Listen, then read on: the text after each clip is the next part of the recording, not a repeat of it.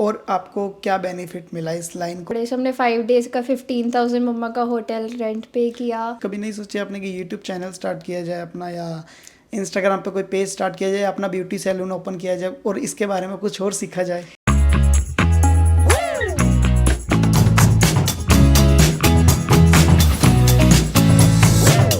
Hello friends, welcome back to my channel. So guys, कैसे हैं आप सभी?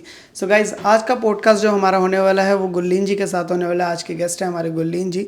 तो उन्होंने कैसे मैनेज किया और अभी उनका फोकस क्या है लाइफ को लेकर, तो वो भी बात करेंगे। एंड उनकी कुछ सजेशंस है आने वाली गर्ल्स के लिए जो स्पेशली इन कनाडा आना चाहती हैं या मॉडलिंग करियर को स्टार्ट करना चाहती है, तो वो थोड़ा सा अपना एक्सपीरियंस इस चीज़ को लेकर शेयर करेंगे। तो गाइस, इस पॉडकास्ट को एंड तक देखिएगा, फॉलो कीजिएगा मुझे इंस्टाग्राम, टिकटॉक एंड फेसबुक पर। एंड आपको बहुत से पॉडकास्ट इन फ्यूचर देखने को मिलेंगे, डिफरेंट टॉपिक से रिलेटेड होंगे। एंड आपको रील्स देखने को मिलेंगी मेरे सोशल मीडिया अकाउंट पर, इंस्टाग्राम पर। सो गाइज, फॉलो करना मत भूलिएगा। सो बिना देरी के करते हैं इस वीडियो को स्टार्ट। हाँ जी गुरलीन जी, कैसे हैं आप? ठीक हूँ, आप कैसे हो? बहुत ही अच्छे। सो आपने बताया जैसे कि आपने 12th ईयर में ही अपनी मॉडलिंग का करियर स्टार्ट कर दिया था। सबसे पहली बात, आपके माइंड में आया कैसे ये चीज़?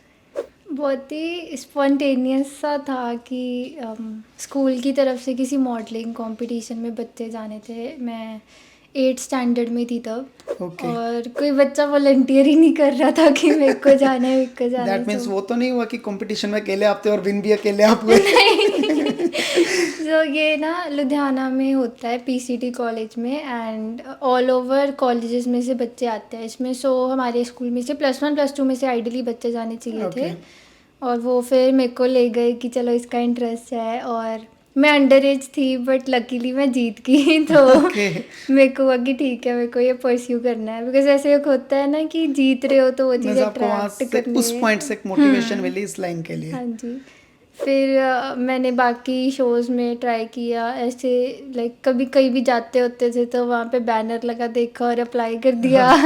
और ऐसे करते करते मैंने 1 2 3 4 जो भी शो मैंने किया मैं जीत रही थी। सो एक वो इंटरेस्ट बन गया कि मैं जहाँ भी जाती हूँ मैं जीतती हूँ। So maybe it's a God sign कि मेरे को ये चीज़ परस्यू करनी चाहिए। सो फर्स्ट थिंग, जैसे आपने बोला कि स्कूल में मुझे भेज दिया गया था, कितने स्कूल्स ने कंपटीशन में पार्टिसिपेट किया था? कितने थे आपके? आई एम नॉट श्योर, मतलब ऑल ओवर पंजाब या लुधियाना में से के अलग कॉलेजेस आते होते हैं वहाँ पे। वो हर ईयर उनका एक फेस्ट होता है पीसीटी कॉलेज में। ओके। सो मतलब काफ़ी बड़े लेवल का होता है, प्रोफेशनली वहाँ पे मॉडलिंग करवाते हैं। बाकी भी बहुत सारे इवेंट्स होते हैं। आपको ट्रेनिंग दी गई थी स्कूल टाइम में? नहीं। प्रैक्टिस की थी, वीडियोस देखी थी यूट्यूब पे? कैसे? यूट्यूब से ही देख देख के। उस टाइम पे एक शो चलता होता था, इंडियाज़ नेक्स्ट टॉप मॉडल। मैं और मेरी सिस्टर रोज़ दोपहर को बैठ के देखते होते थे। मेरे को ये पसंद है, ये जीतेगी वो जीतेगी।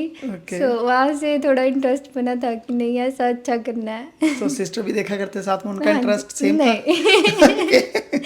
उसका इंटरेस्ट मोर ऑफ स्पोर्ट्स में था। उसको मेकअप करना नहीं पसंद। उसको मॉडलिंग नहीं पसंद, but she was always there to support and साथ में जाती होती थी। ओके। सो उसके बाद आपने जैसे 4 कंपटीशन विन किए? हाँ जी, मैंने उसके बाद मिस लुधियाना ट्राई किया, like the junior miss Ludhiana. आप लुधियाना से हैं? हाँ जी। ओके।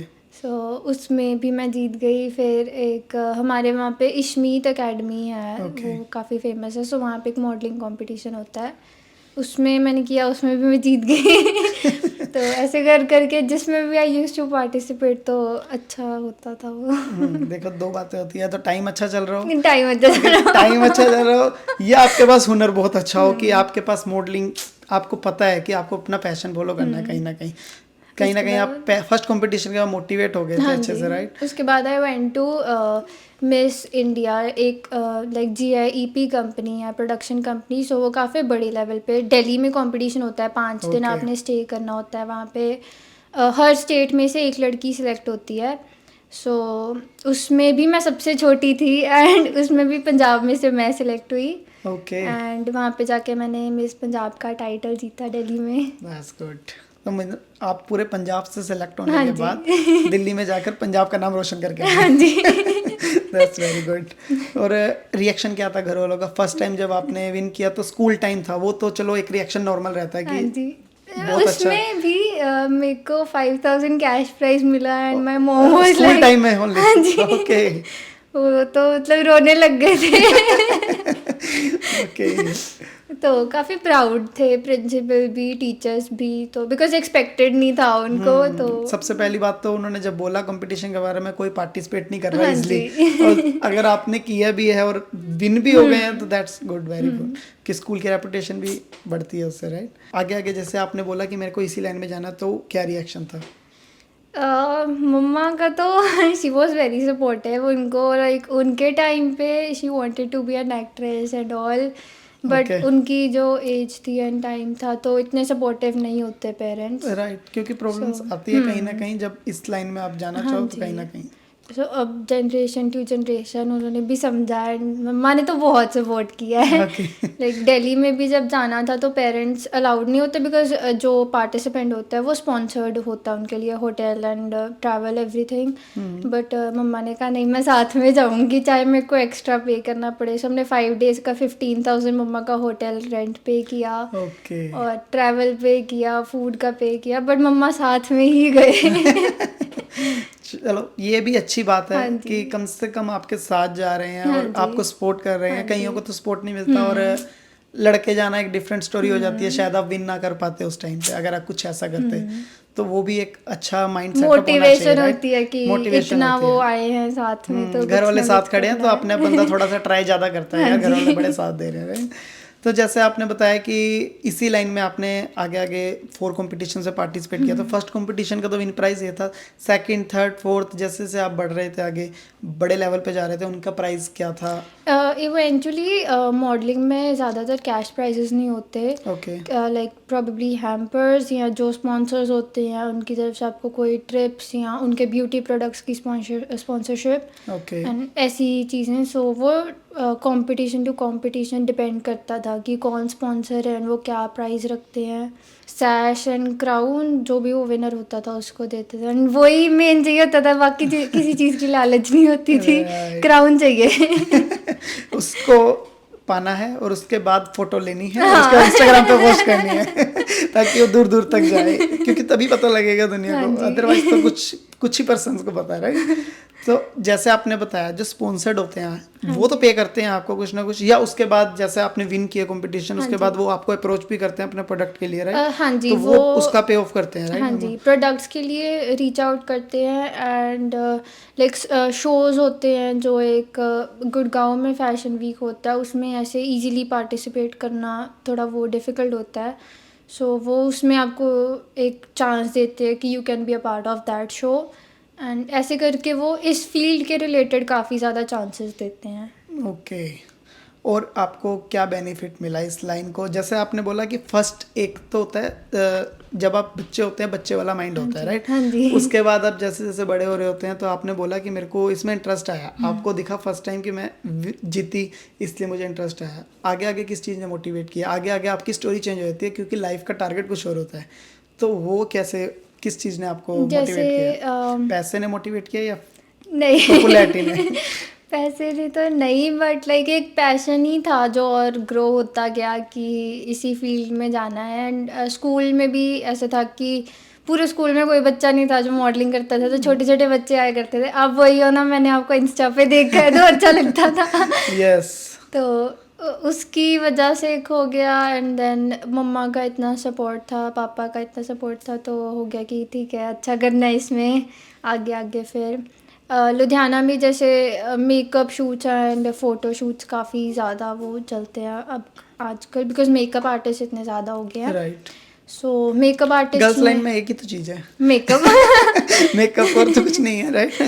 उन्होंने ही फिर अप्रोच करना स्टार्ट किया कि शूट्स वगैरह के लिए, एंड इवेंचुअली पहले मैंने कोलैबोरेशंस किए। ओके। तो जब थोड़ा सा मेरे को लगा कि पोर्टफोलियो स्ट्रांग है मेरा, सो मैंने पेड शूट्स करने स्टार्ट कर दिए, एंड करते करते करते करते वो बिल्कुल एक वही बन गया, हॉबी बन गई कि यही चीज़ है, अब यही पैशन है। फिर पढ़ाई में कम ध्यान हो गया, इसमें हो गया ज़्यादा कि यही है बस। सो कनाडा में कैसे इसका डिसीजन कैसे हुआ? डेस्टिनी कह लो।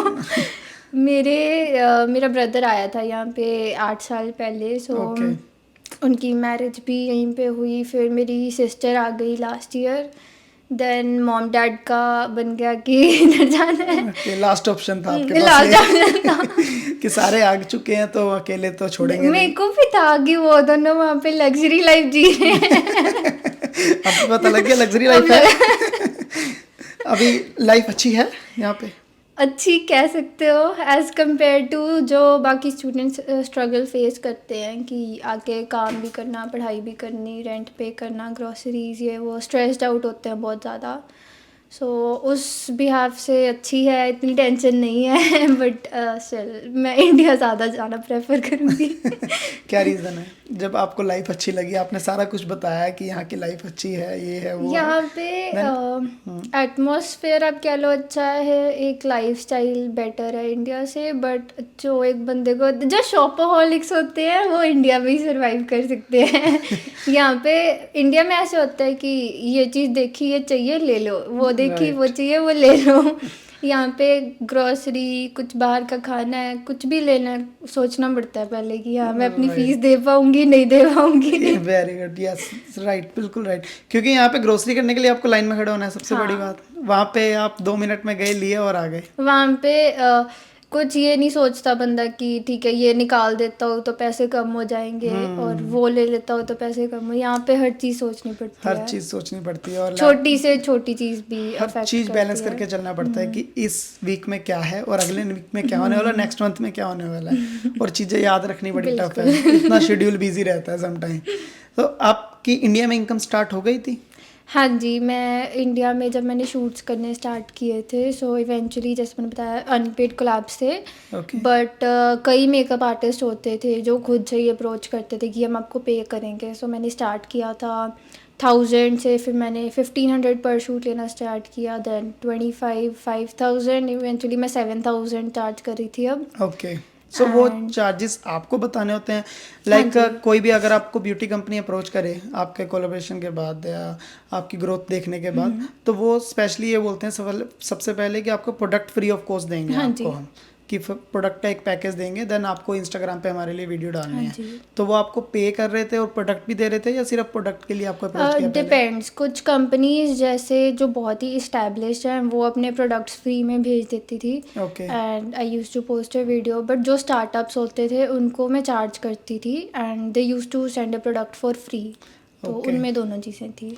ओके, तो आप कुछ पहले प्रोडक्ट की थोड़ी सी इन्फॉर्मेशन लेते थे गूगल पे सर्च करके, या जो मर्जी आने दो कोई बात नहीं? Not really.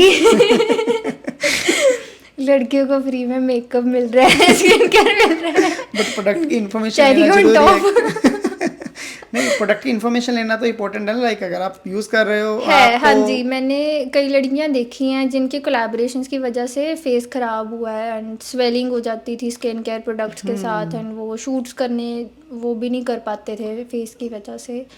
सो देखना डेफिनेटली ज़रूरी है। बट मैंने मोर ऑफ जैसे कह लो क्लोथिंग कोलैब्स करे हैं, सो मेरे को इतना वो वरीसम नहीं था कि मेरे को चेक करना है या कुछ। क्लोथिंग कोलैबोरेशन में तो कोई प्रॉब्लम नहीं है, लेकिन अगर आप स्किन पे यूज़ कर रहे हैं और स्किन तो सबने देखनी है, देन वो डिफरेंट स्टोरी हो जाती है थोड़ी सी। तो आपको 7000 एक शूट का मिलने लगा था, राइट? जैसा आपने बताया स्टार्टिंग का आपका 1000 था। तो जब 7000 पे पहुंच गए थे, कितना मंथली कितना अर्न कर रहे थे आप? शूट्स जब like I use to charge 7000, उस टाइम पे मैंने इस फील्ड में रह के सीख लिया था कि शूट स्टाइल कैसे करते हैं, कि एक शूट आपको करना है तो उसमें क्या बिहाइंड द सीन्स होते हैं, क्या मेहनत लगती है, कैसे डिज़ाइनर अप्रोच करते हैं। थोड़ा सा एक्सप्लेन करेंगे कैसे? जब आप 1000 ले रहे थे उसके बाद आपको कितना स्ट्रगल करना पड़ रहा था उस वीडियो के लिए, एक वीडियो के लिए कितना टाइम आपको देना पड़ रहा था कंपनी को? लाइक शूटिंग के लिए वो खुद आपको अपनी लोकेशन पे बुलाते थे, कैसे? सो वो थोड़ा सा एक्सप्लेन करिए सारा part. Basically makeup artist and designer के शूट्स होते थे, वो टेक्स्ट करते थे पहले दिन, डेट एंड टाइम डिसाइड हुआ, उस टाइम पे जाना है, एंड उनकी काफ़ी सारी रिक्वायरमेंट्स भी होती थी कई बारी, बट जनरली वो कोऑर्डिनेट कर लेते थे। अच्छे होते थे। एंड वहाँ पे जाके डिज़ाइनर आएगा, ज्वेलर आएगा, अगर रियल ज्वेलरी आपने करी है, गोल्ड डायमंड कुछ भी, सो उनकी शॉप में से उनका कोई सेल्स पर्सन आएगा ज्वेलरी को देखने के लिए। बिकॉज कई बार शूट्स पे ऐसे हुआ है कि गोल्ड ज्वेलरी किसी ने भेजी है तो उसका एक मोती निकाल लिया किसी ने, या कुछ तोड़ लिया उसका, या गायब कर दी, ऐसी बहुत सारी चीज़ें हुई हैं। सो इनिशियली जब किसी को इतनी नई नॉलेज थी तब नहीं भेजते होते थे, देन जैसे जैसे ये फील्ड बढ़ती गई तो लोगों को भी अवेयरनेस हुई, तो उन्होंने भी शूट्स करने स्टार्ट करे। एंड ज्वेलर डिज़ाइनर, एक स्टाइलिस्ट होते थे वहाँ पे। ठीक है। एक स्टाइलिस्ट ने लाइक आपकी सारे शूट का ध्यान रखना है। उन्होंने डेकोर से लेके आपके बार्टर्स, जो भी कोलैबोरेशंस होंगी उनका ध्यान रखना है, कौन सी मॉडल आएगी, कैसे उसने पोज करना है, क्या उसका हेयर स्टाइल होगा, सब कुछ। Okay. So basically main load एक स्टाइलिस्ट पे होता था शूट का। ठीक है। एंड वहाँ पे जाके सिंपली आपका मेकअप वो करेंगे या आउटफिट देंगे, एंड आपको जो भी उन्होंने डेकोर करा है उस पर ले जाएंगे। वो आपको एक मूड बोर्ड होता है शूट का, उसमें लाइक लिखा होता है कि ये पोजेस हैं, दिखाते हैं वो। ऐसी हमें कलर थीम चाहिए कि डार्क में शूट करना है, लाइट में शूट करना है। सो उसके अकॉर्डिंग शूट चलता था। सो एक दिन में सारा काम खत्म हो जाता था या 2-3 डेज लगते थे शूटिंग के लिए? डिपेंड्स। कई बारी जो डिज़ाइनर आउटफिट्स होते थे, जैसे डिज़ाइनर्स के कैटलॉग शूट्स होते हैं, उसमें 60 to 70 आउटफिट्स होते हैं। ओके। सो वो शूट 2 दिन चलता है। बट जनरली मेकअप आर्टिस्ट का जो शूट होता है उसमें एक ही आउटफिट होता है और वो 3 से 4 घंटे चलता है। ओके, जो 60 to 70 कॉस्ट्यूम का शूट होता है आपका, तो वो 2 डेज चलता है, तो वो 2 डेज का पैसा कैसे पे करते हैं? पर डे या पर फोटो, पर कॉस्ट्यूम? डिपेंड्स। कई मॉडल्स हैं जो पर कॉस्ट्यूम ले लेते हैं, कई मॉडल्स हैं जो ज़्यादा प्रोफेशनल है वो पर डे ले लेते हैं। बट उसमें जनरली क्या होता था, अगर 2 दिन शूट चल रहा है तो उसमें 4 से 5 मॉडल्स होंगी मिनिमम। ओके। कि मतलब मॉडल पे भी इतना स्ट्रेस ना आए, वो उनके फेस पे टायर्डनेस दिखने लग जाती है, फिर वो आउटकम नहीं आ पाता। सो ज़्यादा मॉडल्स हों तो वो उतना ही अच्छा आउटपुट आता है। ओके। सो जब आपकी इनकम, आपने बोला जैसे 7,000 आप ले रहे थे मंथली, कितनी हाईएस्ट अब तक की इंडिया में आपने अर्न की है? एक बार ही मैंने देखा था मेरा bank balance was 1 lakh something. उसके बाद वो घटता गया जैसे वो रील नहीं थी 1 2 3 4 5 6 7 8, इवेंचुअली वो 7 8 पे आ गया। ओके। सो मींस आपकी 1 लाख समथिंग, हाँ राइट? जी। 1 मंथली सो इनकम। ये लाइक सिर्फ मॉडलिंग से नहीं थी। जैसे मैंने बताया, मैंने शूट स्टाइलिंग सीखी तो मैंने स्टाइलिंग करना शुरू करा। Okay. And social media management मैंने शुरू करा करना।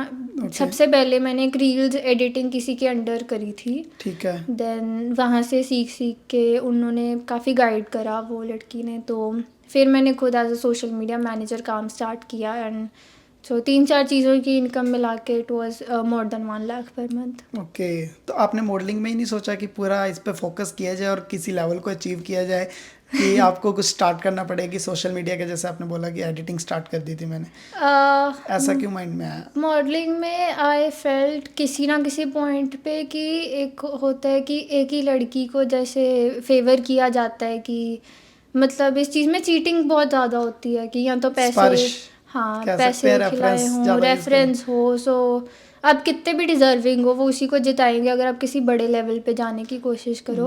और ये आपको तब महसूस हुआ जब आप थोड़े से बड़े लेवल पे चले गए? जब तक दिल्ली तक चल रहा था तब तक ओके था, ठीक था। उसके बाद जब आपको लगा कि बड़े लेवल पे जाना, तो पैसा चलता है। तो मिस इंडिया में भी अगर आप देखो तो पैसा चलता है। हर स्टेट ने वहाँ पे लाइक फंड्स रेज करने होते हैं, उसके अकॉर्डिंग वो अवार्ड देते हैं कि कौन सी स्टेट ने सबसे ज़्यादा किए हैं। सो मतलब हर जगह फेवरिज्म है, हर जगह है। सो तो ये देखने के बाद आपने डिसाइड किया कि थोड़ा सा, हाँ लाइक मेरे को उसको एज अ वो नहीं बनाना था कि यही चीज़ है पूरी लाइफ में कि हमेशा यही परस्यू करना है। ऑल्सो मॉडलिंग एक ऐसी चीज़ है कि आप उसको लाइफ टाइम नहीं कर सकते। सपोज एक मेकअप आर्टिस्ट ने आपके साथ शूट किया, एक ब्रांड ने आपके साथ शूट किया, वो एक लिमिटेड टाइम का कॉन्ट्रैक्ट होगा। अब ऐसे नहीं है कि सारे ब्रांड सिर्फ आप ही को कॉन्टैक्ट करेंगे, और ऐसे भी नहीं है कि एक ब्रांड लाइफ टाइम आपके साथ कॉन्ट्रैक्ट करेगा। सो वो एक लिमिटेड उसका टाइम पीरियड होता है कि इस टाइम ये आपका टाइम है, उसको कह लो कि आपका टाइम है। फॉर एग्जांपल कोई कंपनी आपके पास आई है और आपने उनको बोला कि मैं 7,000 में आपके ऐड करने के लिए रेडी हूँ, तो वो आपसे ऐड करवा लेते हैं लाइक, तो वो अपने पेज पे तो सबसे पहले प्रमोट करेंगे उस चीज़ को, राइट? आपको अपने पेज पे भी करने के लिए बोलते होंगे कि आपका इंस्टाग्राम पे कोई पेज या कोई भी सोशल मीडिया अकाउंट है उस पर करना है आपको, तो वो कितने टाइम तक का होता है? नॉट लाइक कंपल्सरी नहीं होता था कि मेरे को करना ही करना है, बट अगर मेरे को अच्छा लगता था मैं पोस्ट कर देती थी। अगर कई बार ही लगता था कि बहुत ही ओवर मेकअप इन्होंने किया हुआ है कि शक्ल ही चेंज कर दी है। एक बार ही मैंने कुछ पोस्ट किया था तो मेरे किसी फॉलोअर ने बोला वॉल पुट्टी। तो मतलब कि एक बार नहीं तो वॉल पुट्टी करते हैं दीवार पे, तो उसका मतलब जैसे सीमेंट होता है दीवार पे, उसको रगड़ते हैं सैंड पेपर से हाँ प्लेन जी। करने के लिए, ओके। वाइट वाइट कलर का। सो वैसे उसने रेफर किया कि आपके फेस पे वॉल पुट्टी कर दी है। मतलब ज्यादा मेकअप भर दिया था, हाँ, कि जब उसको सेंड करके उतारो उतारना तो पड़ेगा। वैसे। ओके। तो वो टाइप का क्रिटिसिज्म मेरे को नहीं चाहिए था। इसलिए ठीक मैं है। जो नेचुरल लगते थे, जिसमें मिनिमल से मिनिमल मेकअप होता था, वही पोस्ट करती थी। सम टाइम डर भी लगता है ना कंपनी से, लाइक हाँ अगर जी। आपको कंपनी अप्रोच कर रही हो तो आप पूछते नहीं होंगे ना कि मेरे फेस पे कोई रिएक्शन ना आ जाए इस हाँ चीज का जी, या कुछ भी। बहुत बार ही होता था। कई मेकअप आर्टिस्ट जब हैं लुधियाना में, वो हाइजीनिक नहीं है, मैं बोलूँगी कि ओके। लाइक कॉन्टैक्ट लेंसेज होते हैं, वो डिस्पोजेबल होते हैं, आपको एक बार ही डाल के फेंकने होते हैं। वो डिस्पोजेबल कॉन्टैक्ट लेंसेज भी उतरवा लेंगे कि हम नेक्स्ट मॉडल के डालेंगे। एंड वो चीज़ें लाइक कभी किसी की आंख में रिएक्शन हो सकता है, किसी के फेस पे हो सकता है, ब्रश नहीं क्लीन करते, अब ब्लेंडर नहीं क्लीन करते, तो उसकी वजह से काफ़ी बार हुआ भी था, बट वो अपने आप ठीक हो जाता था। अच्छा, जब रिएक्शन हुआ, हाँ जी। चलो वो ठीक तो हो जाता था एट द एंड, लेकिन उस टाइम पे घर वालों का रिएक्शन चेंज होता था। होता था। मेरे मम्मा जब जब जैसे जैसे ये प्रोफेशन में मैं जाती गई, तो एट द एंड उनका ओपिनियन बदलता गया कि शूट्स नहीं करने, मॉडलिंग नहीं करनी। बिकॉज लाइक एक टाइम पे स्किन भी ख़राब होती है, हीट आप रोज़ रोज़ बालों पे यूज़ कर रहे हो, डेली स्ट्रेटनिंग एंड कर्लिंग कर रहे हो, डेली आपके बालों में स्प्रे लग रही है इतनी इतनी, तो उसका कुछ ना कुछ इफेक्ट तो स्किन पे होता ही है। आप जो मर्जी ट्रीटमेंट ले लो साथ साथ में। राइट, कभी ना कभी इफेक्ट तो दिखाएगी जो चीज़ आप यूज़ कर रहे हो। तो ये जो आपने 1 लाख इनकम थी आपकी, आपको नहीं लगता आप कनाडा आके डिसीजन गलत दिया? हो सकता है आपको बिल्कुल 1 लाख से 1.5 लाख तक पहुंचने में टाइम ना लगता, राइट? डेफिनेटली नहीं लगता। अगर जैसे मैं अभी लुधियाना तक की लिमिटेड थी कि मेरे को आउट ऑफ सिटी नहीं जाना, मेरे को दिल्ली, चंडीगढ़ एक्सेट्रा सिटीज़ में इतना राइट। अभी नहीं था, बिकॉज एज भी नहीं थी इतनी। तो एंड अब मैं सोचती हूँ कि अगर मैं वहाँ पे रुकी होती, मैंने एक्सपैंड किया होता, तो राइट। यहाँ पे ना आती। क्योंकि सबसे फर्स्ट टारगेट क्या होता है कि अगर कोई 1 लाख की इनकम तक पहुंच गया और इतना अप्रोचेबल हो गया है कि हाँ जी। कंपनीज को अप्रोच करने लग गया, तो सबसे फर्स्ट माइंड में आता है कि इंस्टाग्राम की हाँ जी। थोड़ी सी इनकम बनाई जाए, और उसके बाद यूट्यूब पे कुछ स्टार्ट किया जाए। जैसे आपको मेकअप की नॉलेज भी होगी हाँ राइट, जी। तो आप वो नॉलेज शेयर करके भी बहुत कुछ बना सकते थे। तो वो चीज़ कभी नहीं सोची आपने कि यूट्यूब चैनल स्टार्ट किया जाए अपना, या इंस्टाग्राम पे कोई पेज स्टार्ट किया जाए, अपना ब्यूटी सैलून ओपन किया जाए और इसके बारे में कुछ और सीखा जाए? जैसे बाकी मॉडल्स होती थी मेरे साथ की, जो हाँ जी। फेलो मॉडल्स होती थी, उसमें से मैं बोलूँगी 90% ऑलमोस्ट उन्होंने बैठ बैठ के उन पे मेकअप करते थे। बिकॉज अब वो हर एक आर्टिस्ट के पास जाती थी जिसकी मेकअप सिखाने की फ़ीस 50,000 से लेके 1 लाख 1.5 लाख तक है। But okay. अगर आप उसके पास एज अ मॉडल जा रहे हो और वो जो अपने बच्चों को कुछ सिखा रहा है, तो वो चीज़ आप भी सुन ही रहे हो इवेंचुअली कि वो राइट। क्या उसकी ट्रिक्स एंड टेक्निक्स हैं। तो ये चीज़ें सीख सीख के मेरी 90% of the fellow models makeup artist बन गई। उन्होंने खुद के सैलून्स खोल लिए। बट मेरे मम्मा मेरे को कहते थे तू वहाँ पे जाके सोती है बस आंखें बंद करके, क्योंकि आंखें खोल नहीं सकते हैं। और मैं ऐसे सो रही होती थी शूट पे ऐसे ऐसे करके। और इवेंचुअली जब मैंने छोड़ा ये चीज़ करना, तो एक दिन मेरे दिमाग में आया कि मैं मेकअप करके देखती हूँ, और वो इतना हॉरिबल हुआ मैंने दोबारा नहीं ट्राई किया। उसकी पिक्चर पड़ी है आपके पास? होगी। ओके। तो आपको लगा नहीं मैं इस लाइन में नहीं जा सकती। तो आपने उसके बाद डिसीजन लिया कि रील्स एडिटिंग सीखी जाए थोड़ी सी, हाँ या जी। इसमें कहाँ से इंटरेस्ट आया आप में? इसमें मैंने बेसिकली मॉडलिंग करते करते एक लड़की थी उसी के अंडर काम करना शुरू किया था, रील्स एडिटिंग का। ओके। एंड वो फिर दुबई शिफ्ट हो गए, तो उन्होंने अपने पेजेस मुझे हैंड ओवर कर दिए। तो उस टाइम पे मेरे को इतना काम नहीं आता था, बट सीख लिया मैंने कर करके जैसे भी। एंड फिर ऐसे करके एक्सपैंड होता गया। मैंने चंडीगढ़ के क्लाइंट्स लेने शुरू किए, मैंने लुधियाना से तो ऑलरेडी मैंने लिए हुए थे। एंड फिर मैंने लोग हायर करने शुरू किए काम करने के लिए। ओके। और यहाँ पे आने तक भी मतलब अभी भी मैं कंटिन्यू करती हूँ, बट अभी ये है कि जैसे उस टाइम पे अगर मेरे 20 क्लाइंट्स थे, तो आज के टाइम में मैंने सिर्फ 5 रखे हैं। तो वो इंडिया के हैं 5 हाँ क्लाइंट्स या जी, कनाडा के? इंडिया के हैं। तो इंडिया के हाँ हैं। जी। ओके। सो जैसे आपने बोला कि यहाँ आने तक भी मैं करती रही वो काम वहाँ पे, मॉडलिंग का कंटिन्यू करने का नहीं सोचा कनाडा में? क्योंकि मे बी कनाडा में आई थिंक सो ज़्यादा स्कोप है इस चीज़ का, राइट? डेफिनेटली है यहाँ पे। यहाँ पे मैंने इन्फ्लुएंसर्स ज़्यादा है as compare to India. India में आप कह लो कि फुल टाइम मेकअप आर्टिस्ट होते हैं जो जिनका प्रोफेशन ही यही है कि उन्होंने यही परस्यू करना है। इंडिया में चल जाता है ना, क्योंकि हाँ अगर जी। आपकी 1 लाख इनकम है तो then it is आप- more than yes, sufficient। क्योंकि वहाँ पे 50,000 भी बहुत है आपके लिए मंथली, अगर आपको अच्छी लाइफ एक जीनी है। बट यहाँ पे आपको पता है 1 लाख कितने हैं? कुछ भी नहीं है। $1,500 हुआ तो कुछ भी नहीं, रेंट ही है रेंट आपका। राइट? तो इसीलिए तो यहाँ पे अगर कोई मेकअप आर्टिस्ट है तो वो उनकी एक साइड हसल है मेकअप आर्टिस्ट एज अ काम करना, एंड वो साथ साथ कुछ और काम कर रहे होते हैं। सो वो इतना इन्वेस्ट करके राजी नहीं होते मॉडल्स पे राइट। अनटिल अनलेस आपके 1 मिलियन 2 मिलियन फॉलोअर्स नहीं है। एंड उनके बारे में भी वो ज़रूर सोचते हैं कि इसको इतना पे करना नहीं करना। सो यहाँ पे I feel as a collaboration अगर आप करने की सोचो तो डेफिनेटली स्कोप है, बट अनटिल एंड अनलेस आप बहुत ज़्यादा रिनोन एंड इस्टेब्लिश्ड नहीं हो तो नहीं। सो आपने इस पे फोकस नहीं किया कि इंस्टाग्राम के अपने ही कुछ फॉलोअर्स इंक्रीज किया जाए? मैं जब तक इंडिया में थी मैं रोज़ रोज़ पोस्टिंग करती थी कि अकाउंट को बढ़ाना है, अच्छा करना है, थोड़ा एस्थेटिक उसको शो करना है, ये सब। बट जब यहाँ पे आते आते एक स्ट्रेसफुल सी लाइफ हो गई कि आने से पहले भी कि अब घर छोड़ के जाना है। बट हमारे जाना पास तो घर वालों के पास ही था। उनसे ज़्यादा हमारे 3 पेट्स थे। उनको छोड़ने का दुख कि नहीं है कहाँ जाएंगे अब, और वो सब चीज़ें। तो और हो गया फ्रेंड्स मेरा सर्कल शुरू से बहुत छोटा रहा है, बट स्टिल जो भी 2-3 जाने थे उनके साथ भी हो गए। उससे ज़्यादा कि अपना फेवरेट काम मैं वहाँ पे करती थी वो छोड़ के आना, यहाँ पे लेबर जॉब ही करनी है। तो मैंने फिर अकाउंट प्राइवेट कर दिया। मेरा थोड़ा माइंडसेट कुछ और हो गया कि नहीं इंस्टाग्राम कुछ नहीं है, मेरे को नहीं रहना इस पे। बीच बीच में मैं अकाउंट डिसेबल कर देती हूँ, फिर एक्टिवेट कर लेती हूँ, रील्स देखनी होती है। मतलब अभी एकदम से माइंड फोकस्ड नहीं है कि किस साइड क्या करना है। और यहाँ पे आपको कोई ऑप्शन भी नहीं मिल रहा है ना, कि जैसे इंडिया में अप्रोच कर लिया था आपको, आपने कंपटीशन विन किया है, कई लोग जानते हैं आपको। यहाँ पे आपने अभी कुछ नहीं किया इसलिए जानते भी नहीं है, तो वो जान पहचान बनाने के लिए आपको थोड़े से स्टेप लेने पड़ेंगे, राइट? क्या फोकस क्या है अभी आपका आने वाले टाइम में, फ्यूचर में क्या? I don't know. मतलब इस टाइम तक सबका डिसाइड होता है। कनाडा में करना चाहते हो या इंडिया जाना चाहते हो? नहीं, मैं डेफिनेटली इंडिया जाना चाहती हूँ अगर मेरे को चांस मिले। प्रॉब्लम कहाँ आ रही है फिर? जा नहीं सकते? जा नहीं सकते।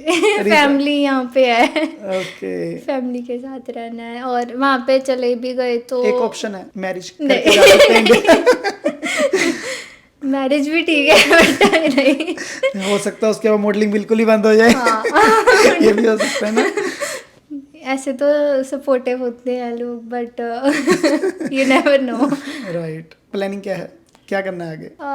अभी तो मेरा मैंने जो कनाडा में कोर्स लिया था पढ़ाई में आर्किटेक्चरल इंजीनियरिंग का, ओके, उसमें ये थर्ड चीज आ गई आपकी लाइफ में। हाँ जी। ये बिल्कुल डिफरेंट आ गई है। हाँ जी, मतलब मैं +2 तक, मतलब 10th तक लगा लो, बहुत ही A ग्रेड स्टूडेंट रही थी कि हर चीज़ में टॉप करना। मेरी उसके बाद थोड़ा सा मॉडलिंग 10th चली में गई भी थी दिमाग में। 95% आए थे, और +1 +2 में मेरे को मम्मा पापा ने धक्के से फील्ड ले दी, तूने नॉन मेडिकल ही करनी है। आपका क्या मन था? मेरा मन था मैं पढ़ाई ना करूँ। नहीं ऐसा तो नहीं हो सकता, फिर तो ठीक किया मेरे को कॉमर्स में इंटरेस्ट था, मतलब। और मेरी सिस्टर ने सुपर मेडिकल करी है, एंड वो तो बहुत ही ब्राइट स्टूडेंट है, तो उसके कंपैरिजन में कि नॉन मेडिकल करनी है, एवरग्रीन फील्ड है ये। आपने नॉन लगा दिया, उन्होंने मेडिकल।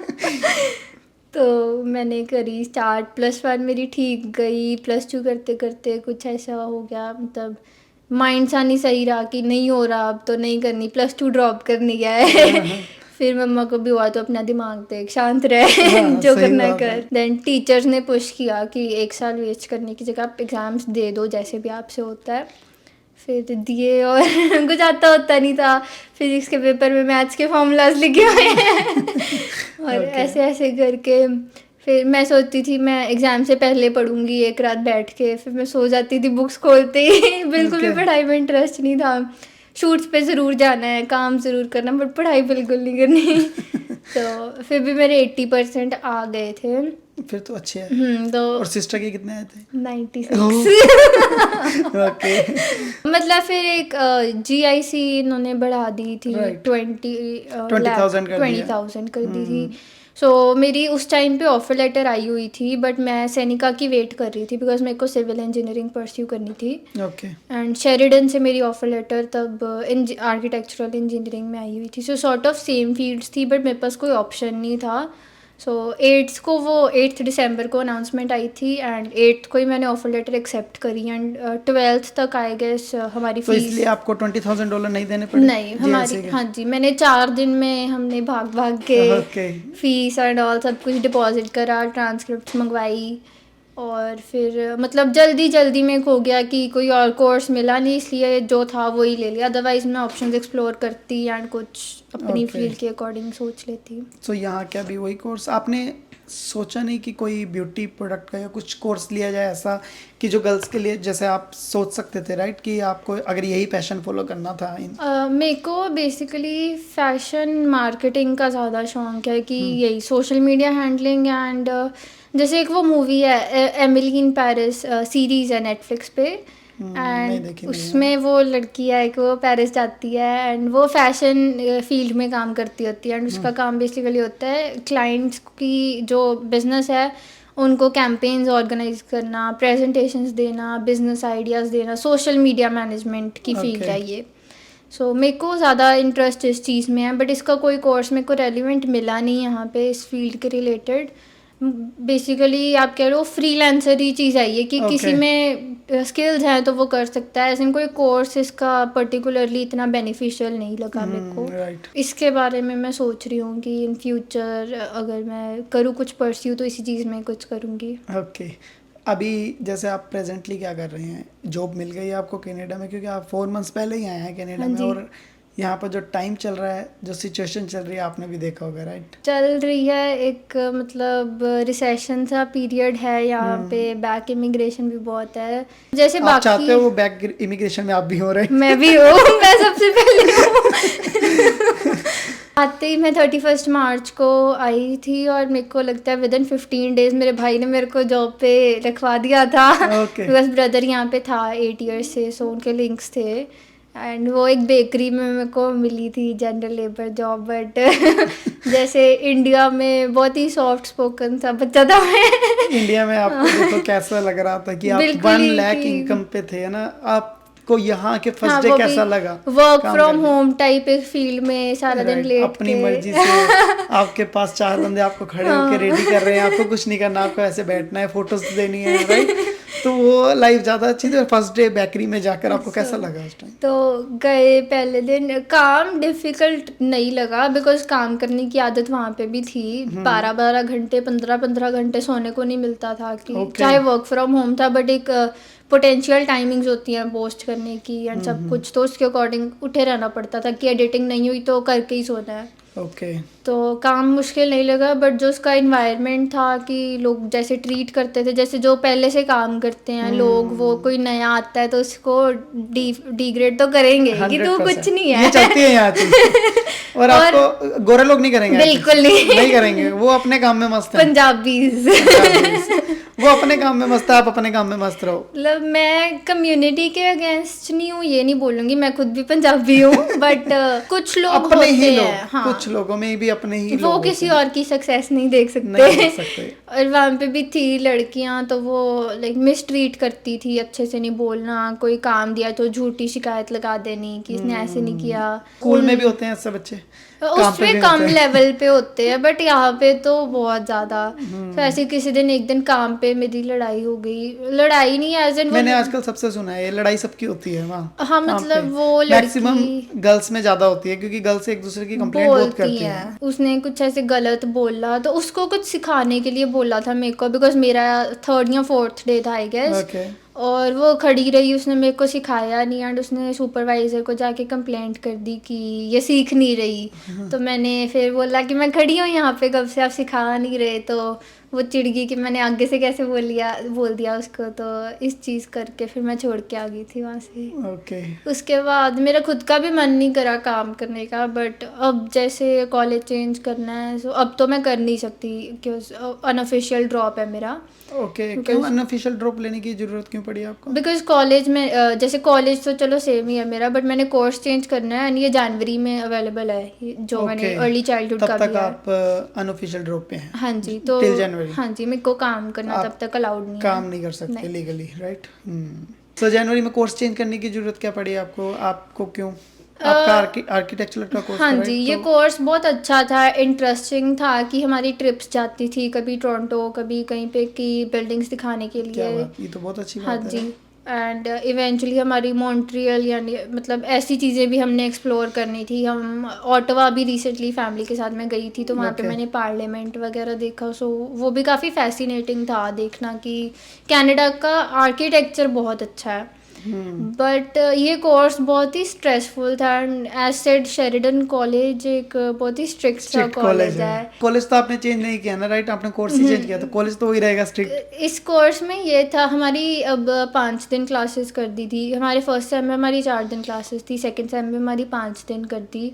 एंड मैं अगर सिन पे भी मैं काम कर सकती थी, मेरे से वो भी नहीं होता था बिकॉज हमारा मॉर्निंग 9 टू इवनिंग 6 कॉलेज था। Okay, 9 to 6। और उसमें वो अननेसेसरी ब्रेक्स उन्होंने दी हुई थी, कोई मतलब नहीं है जिसका तो वो टाइम टेबल उन्होंने खुद पिक करना अलाउ नहीं किया। हमने सेकंड सेमेस्टर तक वेट करा था बिकॉज जनरली शेरिडन का फर्स्ट सेमेस्टर में जो टाइम टेबल आता है वो वही देते हैं, फिक्स्ड होता है। बट सेकंड से आप चूज़ कर सकते हो, बट इन्होंने अलाउ नहीं किया। ओके। प्रोफेसर्स भी बाकी उनकी एक्सपेक्टेशंस काफ़ी हाई थी कि उन्होंने अकॉर्डिंग टू शेरिडन कॉलेज समझाते नहीं थे कुछ क्लास में एंड बस बोलते थे कि पिछले सेमेस्टर के बच्चों के मॉडल्स हैं देख के बना लाओ। ओके, वो भी फ्री घूमते, फ्री माइंडेड रहो। वो फिर अगर लाइक ये इतना प्रिसाइज कोर्स था कि अगर सपोज मैंने एक फ्लोर प्लान बनाया था, सो फ्लोर प्लान जैसे हम आर्किटेक्चर में बनाते हैं प्लान्स पहले कि ये कमरे की इतनी डायमेंशन, इसकी वॉल जितनी थिक होनी चाहिए, मेरा सारा फ्लोर प्लान सही था। उसमें मैंने एक वॉशिंग मशीन गलत बना दी। ओके। वो हमारी वॉशिंग मशीन्स जनरली 86 सेंटीमीटर्स की होनी चाहिए। ओके। और मैंने वो छोटी सी बना दी और मेरी पता नहीं आगे 50 या 60 की थी वो, और सर ने पूरी शीट पे क्रॉस कर दिया। सिर्फ उस वॉशिंग मशीन का कहते मैं इन्वेंशन नहीं कर दूंगी, टेंशन नहीं लेते आप, कहते मैं सेंटीमीटर में कम बना दूंगी। तो उस हिसाब से फिर स्ट्रेसफुल हो गया था काफ़ी ज़्यादा। और उससे पहले भी काफ़ी ऐसे मॉडल्स वगैरह बनाए थे, वो उन्होंने 3 बारी रिजेक्ट कर दिए। कभी मिलीमीटर का फ़र्क होता था तो सारा मॉडल वो कहते थे दोबारा बनाओ, तो उसमें इतने एफर्ट्स लगते थे, 2 दिन लग के वो बनाए होते थे। डिमोटिवेट हो गया हाँ, कि नहीं यार ये कोर्स अच्छा नहीं। स्ट्रेसफुल। आप कौन सा कोर्स लिया है? अब मैंने अर्ली चाइल्डहुड एजुकेशन लिया है। उसका आपने स्कोप देखते हुए लिया है? स्कोप भी अच्छा है, प्लस थ्योरी कोर्स है बेसिकली एंड बच्चों के साथ इंटरेक्शन है। और इतना स्ट्रेसफुल चलो नहीं है, मतलब उसकी जॉब स्ट्रेसफुल है कि आपको बहुत ही प्रिसाइज रहना पड़ता है कि ये बच्चे को ये वाली दवाई देनी है, ये बच्चे को ये वाला खाना देना है, ये बच्चे को ये वाला सोप यूज़ करना है, ये वाला शैम्पू शावर जेल ये चीज़ यूज़ करनी है, वो दूसरे बच्चे पे नहीं यूज़ कर सकते। सो ऐसे हर चीज़ का आपको एक ध्यान रखना पड़ता है बिकॉज एलर्जीज बच्चों को होती हैं, उसके फिर आप रिस्पॉन्सिबल हो। राइट। सो बट एटलीस्ट ये लाइक एक लेस स्ट्रेसफुल चीज़ है इसको पढ़ना। तो कह सकते हैं कहीं ना कहीं कि आपका फोकस्ड अभी अर्ली चाइल्डहुड पे है एंड उसके साथ साथ आप करेंगे सोशल मीडिया अकाउंट करेंगे, राइट? मेरे को बेसिकली इन्फ्लुएंसिंग लाइन में इतना नहीं जाना जितना मेरे को fashion marketing and business marketing का जितना शौक है। तो उसको चलाने के लिए क्या करेंगे आप अभी? मैंने अभी अपना पोर्टफोलियो रेडी नहीं किया। मतलब I am still working on it कि थोड़ा वो अट्रैक्टिव हो एंड देन मैं स्टार्ट करूँगी ब्रांड्स को। और जैसे रेस्टोरेंट्स होते हैं या कंपनीज होते हैं उनको रीच आउट करना अबाउट दिस बिकॉज जनरली कई बार लोग अवेयर ही नहीं होते इस चीज़ के बारे में, तो उनको पता ही नहीं होता कि हमने सोशल मीडिया मैनेजमेंट कैसे करवानी है, हम इससे ब्रांड अपना कैसे ग्रो कर सकते हैं, बिजनेस कैसे ग्रो कर सकते हैं। सो उनको जाके एक्सप्लेन करना पड़ता है, प्रेजेंटेशंस देनी पड़ती हैं, मीटिंग्स होती हैं, देन उनको थोड़ी अवेयरनेस होती है। तो राइट, क्योंकि कहीं भी कोई भी काम स्टार्ट करने से पहले आपका खुद का प्रिपेयर होना बहुत जरूरी है। आपने बोला पोर्टफोलियो पे मैं काम कर रही हूँ, तो पोर्टफोलियो आपके पास कुछ दिखाने के लिए होना भी चाहिए, राइट, कि आप ये चीज़ कर सकते हैं। तब वो बिलीव करेंगे, तब आपको काम मिलेगा हाँ market जी। में। इन फ्यूचर अगर आपका ये काम इंक्रीज हो जाता है जिसका आप पोर्टफोलियो रेडी कर रहे हैं, तो आप अर्ली चाइल्डहुड छोड़ देंगे? हाँ जी, मैं मतलब प्रेफर यही चीज़ करूँगी, अगर बिकॉज आई फील ये चीज़ में अगर आप सक्सेसफुल एक बार ही हो जाओ, एस्टैब्लिश हो जाओ, सो ये आपको एक फुल टाइम जॉब से ज़्यादा इनकम दे सकता है। राइट। बिकॉज अगर आप सोशल मीडिया की बात करो तो जनरली लोग $700 to $800 पर पेज चार्ज कर रहे हैं एट प्रेजेंट, जो Right. प्रोफेशनली इसको परस्यू कर रहे हैं। सो अगर आपके पास 5 भी क्लाइंट्स हैं, 6 भी क्लाइंट्स हैं, या मिनिमम 10 क्लाइंट्स भी हैं, वो 10 क्लाइंट्स लेना कोई इतनी डिफिकल्ट बात नहीं है। राइट। तो आपकी $7,000 पर मंथ इनकम है, और वही अगर आप एक लेबर जॉब कर रहे हो मिनिमम वेज पे, आपकी सैलरी होगी 2400, 2500, right. 3,000 3,500 मैक्सिमम। राइट। सो वो आप किसी के अंडर कर रहे हो, ये आप खुद का एक बिजनेस कर रहे हो। सो आपको नहीं लेना क्लाइंट, आपको नहीं अच्छा लगा देन छोड़ दो, हाँ। कोई 10th क्लाइंट की जगह कोई और ढूंढ लेंगे, राइट। बिल्कुल। तो ये, लेकिन आपको फैक्ट्री में एक ही टाइम पे जाना पड़ेगा, मॉर्निंग में, गालियां और भी सुननी पड़ेगी। गाली भी सुननी पड़ेगी, कंप्लेंट्स भी जाएंगी, उसके बाद बहुत कुछ है, राइट, और उसके बाद पैसा भी नहीं बनेगा। और सबसे ज़्यादा मेरे को वहाँ पे गंदी चीज़ ये लगती थी कि मेरे को ना नेल्स करवाने का बहुत शौक है कि Okay. मेरे हर टाइम होने चाहिए, और अगर नेल्स नहीं तो नेल पेंट लगी यहाँ पे होनी ग्लव्स चाहिए। दे देते हैं। वो ग्लव्स नहीं देते थे, वो आपके नेल्स ग्रो भी नहीं हुए होने चाहिए, वो कट करवा देंगे Okay. वहाँ पे। ऑफिस में बुलाते थे और नेल कटर लिया और चलो काट दिए, और वो मेरे को वो चीज़ नहीं पसंद आती थी। ठीक है। और मतलब ये चीज़ें डिफ़िकल्ट थी, फिर मतलब कुछ कर नहीं सकते आप, आपकी शिफ्ट ऐसे टाइम पे होती है, आपकी एक मजबूरी होती है कि करना ही करना है, कोई और ऑप्शन नहीं है, आप कहीं पे जा नहीं सकते, कुछ कर नहीं सकते, पढ़ाई भी आपको साथ में करनी है। फिर ऐसी अगर आपका काम करने का माहौल ही अगर ऐसा है तो बंदा खुशी खुशी रह ही नहीं सकता फिर। राइट। सो इंस्टाग्राम से इनकम थी आपको इंडिया में जब आप थे? इंस्टाग्राम का चैनल मोनेटाइज था आपका? नहीं, इंस्टाग्राम पे लाइक मैं मीन स्पॉन्सर्ड ही थे मेनली? हाँ आपकी जी। इनकम का जो सोर्स था वो स्पॉन्सर्ड ही हाँ थे? जी। So, आपने जैसे बताया कि आप 12th में और +1 और +2 में आपने जो है नॉन मेडिकल ली पेरेंट्स के कहने पे, राइट। तो मैनेज कैसे करते थे आप? आपने मॉडलिंग भी स्टार्ट कर दी थी, एंड 12 +1 और नॉन मेडिकल की स्टडी थी, और परसेंटेज भी आप अच्छी लेके आए हो, इससे अच्छी ही परसेंटेज बोलेंगे, good percentage, right, as compare to sister नहीं बोलेंगे, बट आपकी परसेंटेज भी अच्छी है कहीं ना कहीं। तो वो कैसे मैनेज करते थे, आपकी स्टडी भी मैनेज करना? हमारे मतलब शुरू से ही एक पैटर्न बना हुआ था कि जब हम 6th में थे तब हमारे मम्मा पढ़ाई को लेके बहुत स्ट्रिक्ट थे कि अगर आधा नंबर भी कम आया है तो क्यों आया ठीक है, है। उसकी खुशी नहीं है कि आधा ही कम आया है, उसका दुख है कि आधा कम आई आया थिंक है। सो ये मम्मियों में चीज़ पहले से हाँ। होती है, राइट। बिल्कुल। उनका एक वो ऐसे बना ताने हुआ भी था। सुनने को मिलता था, बड़ी सिस्टर को देख अपनी। हाँ, बिल्कुल अभी भी। उसने अपनी कॉलेज की वो डीन्स लिस्ट में आई है, सो टॉप करा उसने नर्सिंग Okay. में, और मेरा भी रिजल्ट आना है। बहुत कुछ सुनना बाकी है अभी। तो मैंने पहले ही अप्लाई कर दिया ना। ठीक है।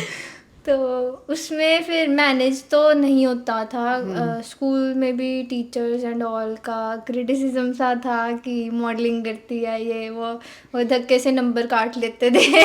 उनको पसंद ही नहीं थी मैं। ओके। तो फिर ऐसे करके मतलब जैसी मेरी फील्ड थी तो मेरा दिमाग भी वैसा सा हो गया था कि मैं फ़ोन चलाती हूँ, तो मैं स्कूल में क्यों नहीं लेके जा सकती। ठीक मतलब है। स्कूल में ले जाना है तो फ़ोन घर पे क्यों छोड़ के जाना है। कि सारे बच्चे फ़ोन चलाते हैं, मेरे को एक एडिक्शन सी हो गई थी कि नहीं मैंने छोड़ना ही नहीं है। तो मेरे पास उस टाइम पे एक iPhone 6, उसका साइज़ छोटा सा होता है, 6 हाँ, right. प्लस और 6S, एंड मैं वो ले जाती थी अपने लाइक जो हमारे सलवार एंड वो होते थे +1 +2 में, हाँ जी, हाँ जी। एंड उसमें लाइक शूज़ के साथ सॉक्स डालनी, तो उसमें फ़ोन डाल लेना ठीक है। और ले जाना, फिर चलाते रहना जलाते रहना। और उस चीज़ में स्कूलों में चेकिंग भी कम होती थी गर्ल्स की? हमारे में तो बहुत ज़्यादा कि हमारा अगर स्पोर्ट्स पीरियड लगा हुआ है और सारे बच्चे नीचे हैं, पीछे से कोई टीचर आएगा और बिना पूछे बच्चों के बैग चेक कर लेगा। जिसका फ़ोन मिला बताएंगे ही नहीं कि हमने निकाल दिया है। बच्चा ढूंढता रह जाएगा, बाद में पता लगेगा प्रिंसिपल के पास है। तो फिर पेरेंट्स को लेकर आओ। हमारे स्कूल में एक रूल था कि अगर आपका फ़ोन कॉन्फिस्केट उन्होंने कर लिया तो जब तक आपकी पढ़ाई ख़त्म नहीं होती, आप स्कूल छोड़ के नहीं जाते, तो आपको वापस नहीं मिलेगा। ओके। तो मेरा एक बार ही पकड़ा गया। तो आईफोन में वो प्रॉब्लम होती है, 3 बार ही आप पावर बटन दबा दो SOS बज जाता है उसका। Yes. मेरे को वो ऑफ नहीं करना आता था। मैंने ऐसे टीचर आई तो मैंने फ़ोन अपना लंच बॉक्स में डाल दिया, वो उनको शक हुआ मेरे पे कि मैं चला रही हूँ तो मैंने लंच बॉक्स में डाल दिया और मैं बंद करी जा रही हूँ, मैं रील्स देख रही थी उस टाइम क्लास में, बंद करी जा रही हूँ वो हो ही नहीं रहा तो 3 बार वो पावर बटन दबा और ऐसे वैसे चल पड़ा क्लास में सारे बच्चे मेरे को ऐसे देख रहे हैं, मैंने कहा कुछ नहीं हुआ और मैम कहती पकड़ा दो आप आराम से, आप बहस मत करना, मैंने दे दिया। तो बाद में मेरे को रियलाइज़ हुआ मैंने गलत करा कि मैंने देना नहीं था, मैम को नहीं धक्के से खींच लेती कि वापस ही भेज देते, क्या कर लेते हैं राइट। तो उन्होंने जाके प्रिंसिपल को दे दिया, मैम छुट्टियों पे चली गई, फ़ोन मेरा फंसा हुआ है और मैं वहाँ पे खड़ के रोते रोते मम्मी को फ़ोन कर रही हूँ, मेरे को मेरा फ़ोन चाहिए, मेरा फ़ोन चाहिए, अभी स्कूल आओ। ठीक है। और फिर मम्मा आए, फिर मम्मा ने ऐसे बोला कि ये काम करती है तो इसको ज़रूरी आप दे दो।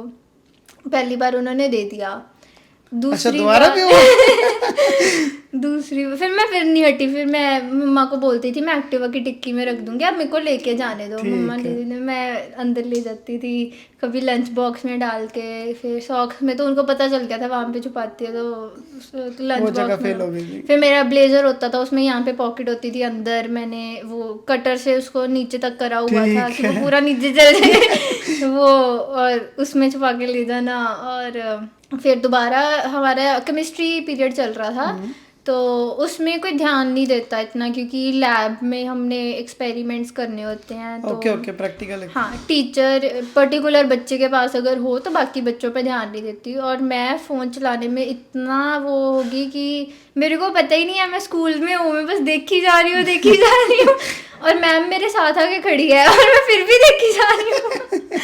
ओके। मैंने सिर ऊपर करा, मैंने देखा मैम खड़ी है, मैं फिर मुंह नीचे करके चलाने लग गई।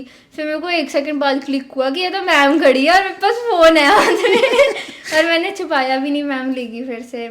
उस टाइम फिर मैं फ्रस्ट्रेटेड हो गई, मैंने कहा मैं मैम का फ़ोन उठाऊंगी अब मैं अपने साथ वाले बच्चों को बोल रही हूँ मेरी मैम का फ़ोन ले जाना है, फिर मैं इसको बोलूँगी तू मेरा फ़ोन वापस कर फिर मैं तेरा दे दूँगी तो बच्चे मेरे को रोक रहे हैं, नहीं गुरलीन ऐसे मत कर दिमाग ही मेरा इतना वो हो जाता था उस टाइम कि जैसे बीपी हाई होने वाली फीलिंग होती है ना, फोन तो चाहिए, एडिक्शन इतनी ज़्यादा। तो फिर मैंने कहा कि चलो नहीं, फिर मैं मैम का फ़ोन उठाने गई, तब तक मैम वहाँ से चलेगी। फिर मैम का जो ऑफिस बना हुआ था अंदर वहाँ पे अलमीरा में, वो लॉक्ड रहती थी हमेशा और मैं उसको तोड़ने की कोशिश कर रही हूँ कि मेरा फ़ोन यहाँ पे है और नहीं मिला, जब मैं वापस आ गई फिर मैंने घर पे आके बताया आज भी पकड़ लिया कहते अब नहीं लेने जाएंगे और फिर चलो एक दिन निकला और मेरे पास मतलब मेरे पापा के पास एक स्पेयर फ़ोन था, वो भी आईफोन ही था एंड वो इवन XR था। ठीक है। मेरे पास पहले 6S था तो मैंने कहा ये बेटर है, मैं ये चला उसको भूल जाओ तो मैं वो भी स्कूल लेके जाने लगी वो नहीं छोड़ा और वो भी ऐसे सरप्राइज चेकिंग में पकड़ा गया। अलमीरा में कितने फ़ोन हो गए थे आपके? दूसरा वो गया था ठीक है। फिर उसमें सिम नहीं था तो मतलब मैं ऐसे क्लास में और भी बच्चे फ़ोन लेके आते थे बट वो निकालते ही नहीं थे, बैग में पड़ा हो तो कुछ नहीं कहते, तो वो उनसे हॉटस्पॉट लेके मैंने क्लास में चलाना फ़ोन, ये वो फ़ोन करने, हाँ मैं क्लास में बैठी हूँ फ़ोन चला रही हूँ कूल बनना एक होता है बच्चों में। तो फिर ऐसे करके वो भी पकड़ा गया और फिर मैंने दोबारा वो घर पे बोला कि मेरा फ़ोन पकड़ा गया, वो कहते अब तो बिल्कुल ही नहीं जाएंगे तो मैंने खुद ही अपनी हमारे स्कूल की हेड मिस्ट्रेस है उसको फ़ोन करा, मैम वो फ़ोन ना मेरे पापा गया प्लीज़ वापस कर दो मैम ने मेरे मुंह पे फ़ोन काट दिया मैम को पता है बच्चे कहाँ तक कैसे क्या कर सकते हैं। फिर मेरे को इतना ज़्यादा गुस्सा आया कि या तो तू मना कर दे कि तूने नहीं देना, फ़ोन क्यों काटा।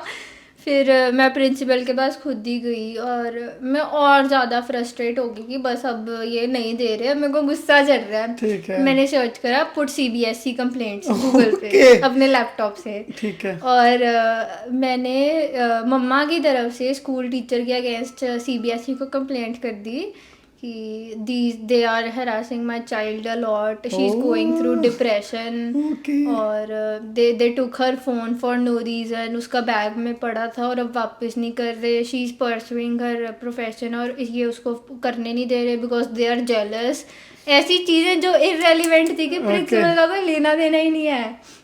फिर आगे क्या हुआ, वो जिसको कंप्लेंट गई, हमारे जो न्यू प्रिंसिपल आए थे ना वो दिल्ली से आए थे, वो CBSE के मेंबर थे डिपार्टमेंट के, तो जिसको मैंने कंप्लेंट करी वो और जो हमारा प्रिंसिपल था वो दोनों दोस्त निकले, बिकॉज सेम डिपार्टमेंट में से थे। तो मैंने इसका नाम वहाँ पे मेंशन करा हुआ है, तो उनको पता लग गया कि ऐसे किसी ने कंप्लेंट करी और मेरा नाम वहाँ पे था। उनको फिर और श्योर हो गया कि गुरलीन ने ही करी है।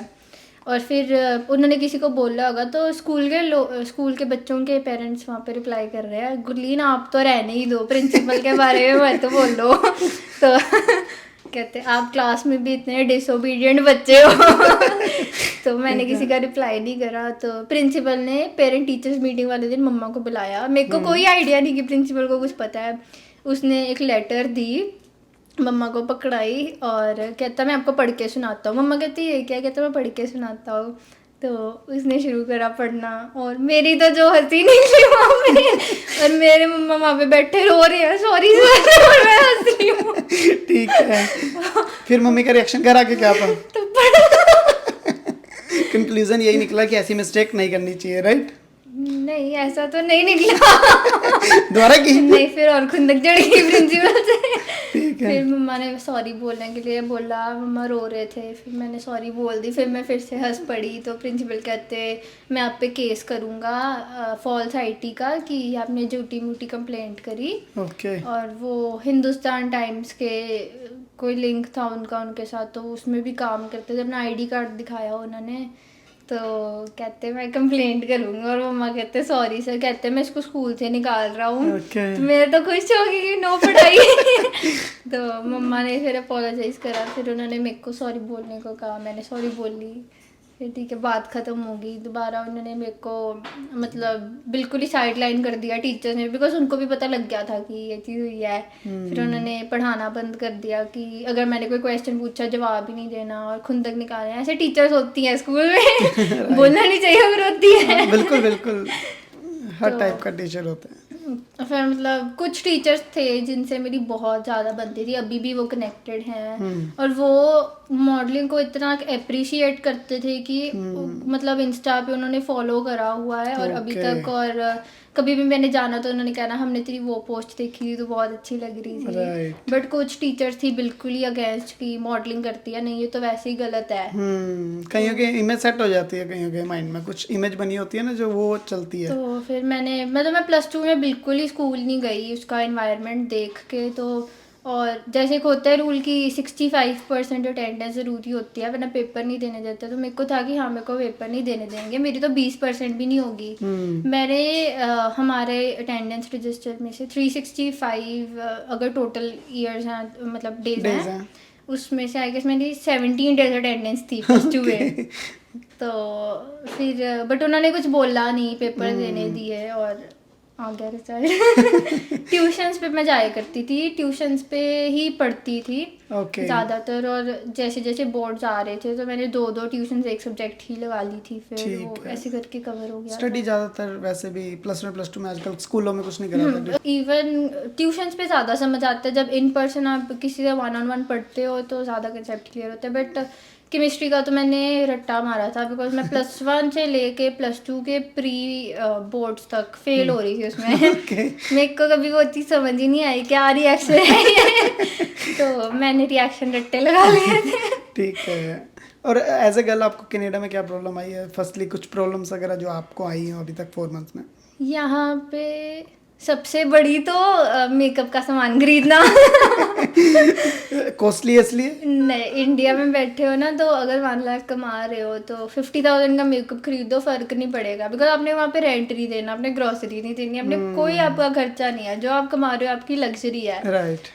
तो वहाँ पे मैं इतनी शॉपहॉलिक थी, मेरे को कोई चीज़ जितनी मर्जी महंगी और वो मेरे मतलब की भी नहीं है बट देखते ही पसंद आ गई तो मैंने ले लेनी है। और कंपनीज अलग से देती हैं, अलग से देती थी। तो मेरे पास इतना सामान था और इवन मतलब 3-4 अलमारियों में मेरे कपड़े पड़े होंगे और पूरे नहीं आते थे, वो उनको खोल लो तो गिर रहे होते थे। और मैं फिर भी कहती थी मेरे को कपड़े लेने हैं। और यहाँ पे आके फिर हर चीज़ के लिए सोचना पड़ता है। कुछ काजल लेना है, नहीं कितना महंगा है। वो फिर भी मैं GST खर्चती रहती हूँ थोड़ी।